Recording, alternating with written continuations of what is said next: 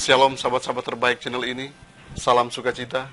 Bertemu kembali kita dalam kelanjutan pembahasan dari istirahat dalam Kristus. Kita masuk pelajaran yang ke-11 dengan judul Merindukan Lebih Banyak. Apa yang kita rindukan? Mari kita tunduk kepala, kita berdoa. Kebutuhan kami saat ini ialah hadirnya kuasa Roh Kudus-Mu. Terangi hati dan pikiran kami.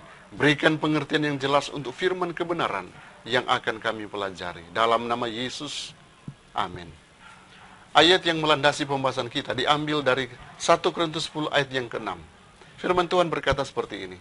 Semuanya ini telah terjadi sebagai contoh bagi kita untuk memperingatkan kita supaya jangan kita menginginkan hal-hal yang jahat seperti yang telah mereka perbuat. Saudara, kita akan belajar dari contoh, dari model. Dan kali ini kita diberikan contoh dari satu arsitektur yang ada di kota New York, di Museum Seni Queens, di mana di sana ada sebuah arsitektur yang luar biasa. Model arsitektur kota terbesar di dunia yang menggambarkan semua bangunan-bangunan yang ada di kota New York. Dan ini dibangun tahun 1964. Dari waktu ke waktu mereka perbaharui sesuai dengan kondisi. Jadi sesuai dengan kondisi terkini biasanya. Dan saudaraku, ketika mereka coba lihat begitu rumitnya kota ini, namun yang aslinya ternyata lebih rumit lagi. Mengapa? Oleh karena fungsi sebuah model hanya membantu kita untuk memahami esensi dari yang asli, tetapi itu tidak pernah bisa menggantikan yang asli. Sebaliknya, itu ada untuk menolong orang lebih memahami tentang yang asli. Karena ternyata yang asli bisa saja lebih rumit. Alkitab yang kita miliki, saudaraku, penuh dengan model miniatur, kegiatan, bahkan institusi yang semuanya menunjuk pada realitas surgawi yang lebih besar. Kita akan belajar, saudara-saudaraku, karena penulis Perjanjian Baru coba menyajikan kisah-kisah Perjanjian Lama sebagai model, simbol kebenaran rohani. Paulus misalkan menggambarkan ketika orang Israel menyeberang Laut Merah sebagai simbol baptisan. Yohanes Pembaptis mempersembahkan hewan korban di bait Allah sebagai simbol Yesus menebus kita. Bahkan dalam buku kitab Ibrani, hari Sabat dalam penciptaan dan penaklukan Kanaan disajikan sebagai simbol perhentian yang Allah berikan kepada umatnya. Mari kita bahas satu persatu pelajarannya. Suatu simbol baptisan. 1 Korintus 10 ayat yang kedua berkata, untuk menjadi pengikut Musa, mereka semua telah dibaptis dalam awan dan dalam laut. Saudaraku, simbol adalah contoh yang membantu kita untuk memahami berbagai hal atau gagasan lain. Ada banyak simbol dalam kisah Exodus, Israel, keluarnya orang Israel. Dan simbol-simbol ini akan membantu kita memahami kebenaran rohani. Misalnya, Paulus mengatakan bahwa bait suci itu kiasan masa sekarang. Ibrani pasal 9 ayat yang ke-9. Mari kita lihat simbol dan realita. Di Laut Merah, orang Israel meninggikan Kristus dan kemudian mereka coba tinggalkan perbudakan di Mesir dan memasuki satu kebebasan kehidupan baru di bawah naungan awan. Nah, baptisan kita menandai akhir dari perbudakan dosa dalam hidup kita dan awal dari kehidupan baru di dalam Kristus. Simbol realitanya, saudara-saudara, sebenarnya saudara sedang dibebaskan dari perbudakan dosa. Kalau orang Israel dibebaskan dari perbudakan Mesir. Kalau kita realitanya dibebaskan dari perbudakan dosa. Kemudian Tuhan memberi orang Israel mana. Yohanes pasal 6 ayat 48, Yesus adalah roti hidup itu sendiri yang diberikan kepada kita. Kemudian orang Israel, mereka meminum air yang mengalir dari batu. Yohanes 4 ayat 10, Yesus adalah air hidup itu sendiri. Itu yang kita percayai. Dan simbol kemudian realita, sebenarnya adalah dua hal yang boleh menjadi pembelajaran bagi saya dan saudara. Suatu simbol penebusan. Dalam Yohanes pasal 1, kita dapati firman Tuhan katakan begini. Dan ketika ia melihat Yesus lewat, ia berkata, "Lihatlah anak domba Allah." Jadi Yohanes 1 ayat 36. Di sini kita akan belajar tentang simbol dan kembali realita. Apa simbolnya, apa realitanya? Mari kita lihat satu persatu. Ini penting karena apa yang kita dapat pelajari dari pengorbanan yang coba digambarkan dalam Imamat pasal 4, ini juga merupakan simbol dari pengorbanan Yesus. Ingatlah bahwa darah adalah simbol kehidupan. Mari kita lihat sejenak simbol dan kemudian realitanya. Apa simbolnya? Apa realitanya? Pelanggar, ini waktu orang Israel, di dalam bait suci, pelanggar harus meletakkan tangan di atas domba.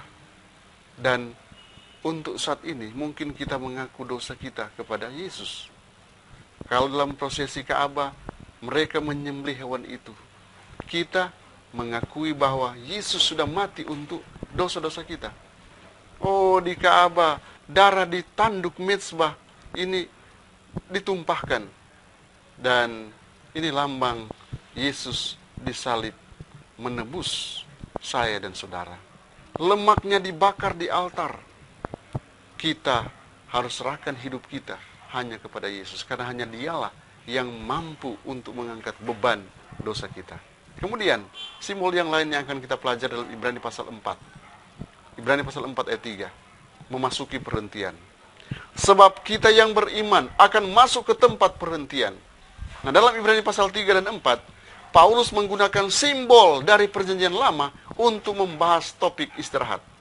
Tuhan berjanji kepada Israel bahwa mereka akan menemukan istirahat setelah mereka memiliki Kanaan. Namun, hanya mereka yang percaya dan bertekun yang dapat memasuki perhentian itu. Kita harus sepenuhnya percaya dan beriman pada janji Kristus untuk masuk ke dalam tempat perhentiannya.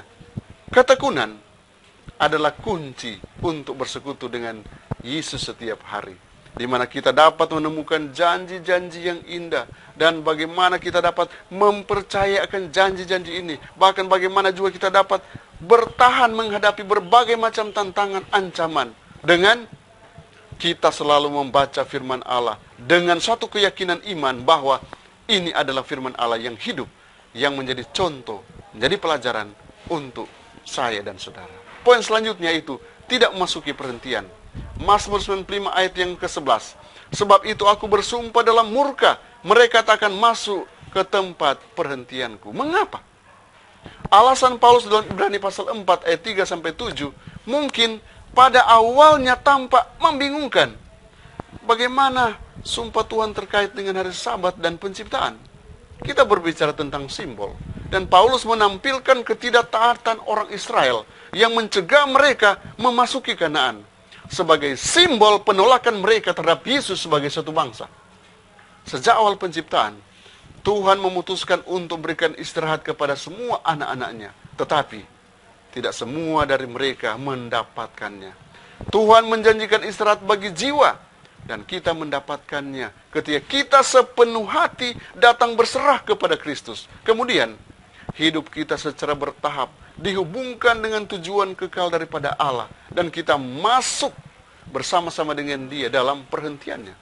Ingat saudaraku, kita masih bisa memasuki perhentian itu, tetapi sangat penting bagi kita untuk membuat keputusan saat yang tepat untuk masuk ke perhentian, yaitu saat ini, hari ini. Jangan pernah tunda. Ketika ada panggilan untuk masuki tempat perhentian itu, mari kita datang di hadapannya dan kita terima undangan ini. Saudaraku, poin selanjutnya itu perhentian masa depan. Ibrani 4 ayat 9. Jadi masih tersedia satu hari perhentian, hari ke-7 bagi umat Allah. Garis bawahi ini. Hari ke-7 bagi umat Allah. Hari ke-7 adalah siklus mingguan di mana Tuhan berhenti dan Tuhan jadikan itu Sabat. Ibrani 4 ayat yang ke-8. Bukankah Yosua memimpin umat Israel ke tempat perhentian ketika mereka memasuki Kanaan? Bukankah yang sisa disebutkan dalam Mazmur 95 yang juga dikutip oleh Paulus? Apa yang Paulus bicarakan di sana? Mari kita kembali kepada simbol. Ada perhentian di masa depan yang terkait dengan Kanaan surgawi dan Sabat. Perhentian ini mencerminkan perhentian Tuhan di tiap hari Sabat. Itu berarti kita dapat berhenti dari pekerjaan kita dan percaya pada keselamatannya. Dalam buku Our High Calling, 18 Desember, Pena Inspirasi berkata, persiapan terbaik yang dapat Anda miliki untuk kedatangan Kristus yang kedua adalah perhentian dengan iman yang teguh pada keselamatan besar yang dibawa kepada kita dan pada kedatangannya yang pertama. Anda harus percaya kepada Kristus sebagai juru selamat pribadi. Lebih lanjut, that I may know him, Juni tanggal 5. Kita akan diselamatkan selamanya ketika kita masuk melalui gerbang ke dalam kota. Kemudian kita dapat bersuka cita bahwa kita diselamatkan. Diselamatkan selama-lamanya. Tapi sampai saat itu kita perlu memperhatikan pengajaran Rasul Paulus yang dikutip dalam Ibrani 4 ayat yang pertama. Memiliki pengetahuan tentang Kanaan, menyajikan lagu-lagu Kanaan, bersuka cita dalam pengharapan musuh Kanaan, tidak membawa anak-anak Israel ke kebun anggur dan kebun zaitun di tanah perjanjian. Mereka dapat menjadikannya milik mereka dalam kebenaran hanya dengan berusaha, dengan memenuhi persyaratan, dengan menjalankan iman yang hidup kepada Tuhan, dengan menerapkan janji-janjinya kepada diri mereka sendiri. Saudaraku, Anda ingin menjadi milik kesayangan Tuhan, kemudian diselamatkan selama-lamanya? Mari kita terima perjanjian ini. Kita terima perhentian kekal ini yang harus dimiliki oleh semua umat-umat Tuhan yang mau menyatakan bersedia untuk kedatangan Yesus yang kedua kali. Adakah kerinduan yang lebih banyak, lebih besar untuk suatu perhentian yang kekal? Mari kita berdoa. Bapa di sorga, kiranya Engkau akan lebih perjelas kebenaran firman yang akan kami renung-renungkan, di mana ketika kami belajar, kami perlu untuk merenung-renungkannya, sehingga ini akan motivasi kami untuk mengambil keputusan tetap setia hanya kepadamu Tuhan. Berkati semua anak-anak Tuhan yang mendengarkan channel ini. Kiranya berkat Tuhan melimpah atas mereka, kekuatan kesehatan mereka miliki, dan mereka boleh mempersiapkan diri mereka untuk hari Maranatha. Dalam nama Yesus, amin. Tuhan Yesus memberkati kita semua. Shalom.